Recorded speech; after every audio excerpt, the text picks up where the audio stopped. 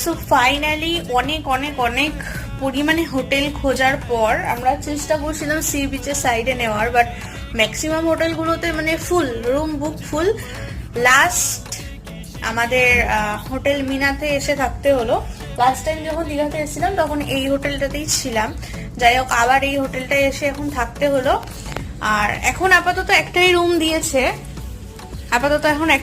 দিয়েছে, আর আরেকটা রুম এখন রেডি হচ্ছে, ওটা এখন ক্লিন হচ্ছে, একটু টাইম লাগবে।